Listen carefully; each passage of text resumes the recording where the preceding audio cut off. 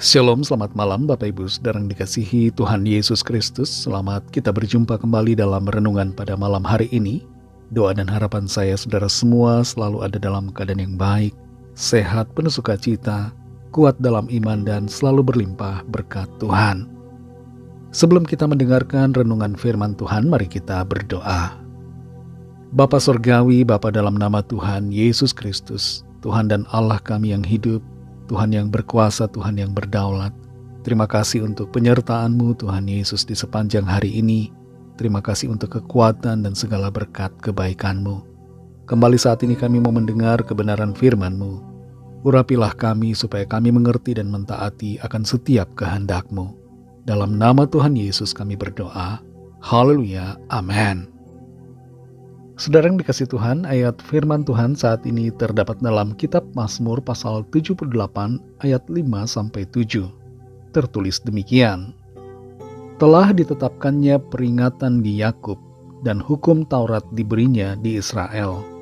Nenek moyang kita diperintahkannya untuk memperkenalkannya kepada anak-anak mereka, supaya dikenal oleh angkatan yang kemudian, supaya anak-anak yang akan lahir kelak bangun dan menceritakannya kepada anak-anak mereka, supaya mereka menaruh kepercayaan kepada Allah dan tidak melupakan perbuatan-perbuatan Allah, tetapi memegang perintah-perintahnya. Saudara yang dikasih Tuhan, pada tahun 1987, profesor dari Harvard bernama James Wilson dan Richard Bernstein membuat sebuah buku berjudul Crime and Human Nature. Di dalam buku itu mereka menuliskan bahwa penyebab dari kejahatan adalah kurangnya pendidikan moral selama tahun-tahun pembentukan moral, khususnya di saat usia 1 hingga 6 tahun. Ini menunjukkan bahwa pola asuh sangat mempengaruhi perkembangan seseorang.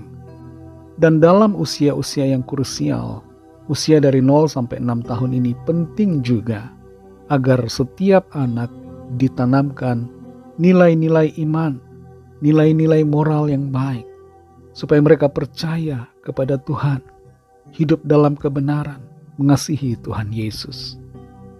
Di dalam Mazmur 78 ayat 5-7 ini tertulis tentang perintah Tuhan supaya setiap umatnya, setiap orang percaya memperkenalkan akan Tuhan dan perintah Tuhan kepada anak-anak mereka, dan supaya anak-anak mereka juga akan menceritakan di hari kelak kepada anak-anak mereka, dan terus demikian berlangsung dari generasi ke generasi, akan menyampaikan tentang firman Tuhan, mendidik dan mengajar anak-anak di dalam kebenaran dan sikap takut akan Tuhan.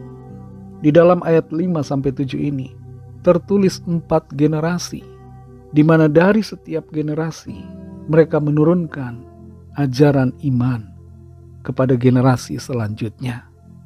Tujuannya adalah supaya mereka, yaitu supaya generasi selanjutnya menaruh kepercayaan kepada Tuhan, kepada Elohim, kepada pencipta semesta ini, kepada Tuhan Yesus Kristus yang adalah Allah sendiri yang menciptakan segala sesuatu. Setiap kita punya tugas untuk mengajarkan generasi di bawah kita supaya mereka mengenal Tuhan. Bagi para orang tua yang punya anak, ajarkanlah anak-anak saudara untuk hidup dalam takut akan Tuhan, beriman percaya kepada Tuhan Yesus. Bagi yang tidak punya anak, jadilah pribadi yang mengajarkan hal-hal baik, kebenaran, iman dan kasih kepada anak-anak yang ditemui. Layanilah generasi muda di bawah kita. Kita bisa melayani di sekolah minggu, di ibadah remaja, atau dimanapun ketika kita berjumpa dengan anak-anak kecil. Arahkan mereka untuk mengenal akan Tuhan Yesus dan mengasihi Tuhan dengan segenap hati.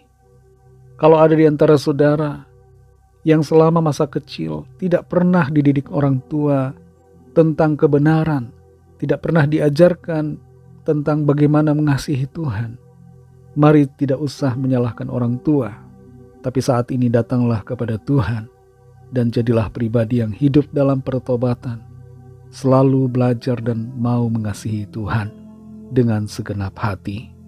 Hiduplah dalam iman dan setia kepada Tuhan Yesus sampai akhir hidup kita.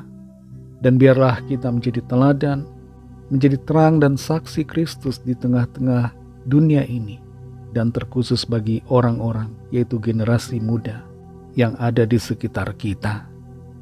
Mari kita berdoa. Terima kasih Tuhan Yesus, kami mengucap syukur untuk firman-Mu yang sudah kami dengar pada saat ini. Engkau Bapa yang baik yang selalu mengajar dan menuntun kami untuk berjalan di dalam kebenaran-Mu. Pimpin kami Tuhan supaya kehidupan kami menjadi terang, menjadi saksi dimanapun kami berada. Dan kami membimbing anak-anak, membimbing generasi muda supaya mereka mengenal akan Engkau Tuhan Yesus dan hidup dalam kasih, iman dan setia kepadamu. Malam ini kembali kami akan beristirahat. Berkati kami Tuhan, lindungi kami dengan kuasa-Mu. Berikan kami tidur yang nyenyak dan bangunkan kembali besok pagi dengan kekuatan yang baru. Kembali saat ini kami berdoa bagi yang sedang dalam keadaan sakit, yang sedang dalam pergumulan, persoalan, yang mencari pekerjaan, yang menunggu jawaban. Nyatakan kuasa pertolongan-Mu ya Tuhan bagi setiap kami. Ada kesembuhan, ada pertolongan, ada pintu dibukakan, ada mujizat Tuhan yang ajaib dinyatakan. Berkatilah bangsa kami Indonesia dan juga semua bangsa di dunia ini. Berikanlah keamanan, kedamaian, dan kesejahteraan. Dan curahkanlah roh-Mu ya Tuhan agar setiap orang dari segala bangsa percaya kepadamu dan menerima anugerah keselamatan. Kami serahkan semua ke dalam tangan kasih-Mu.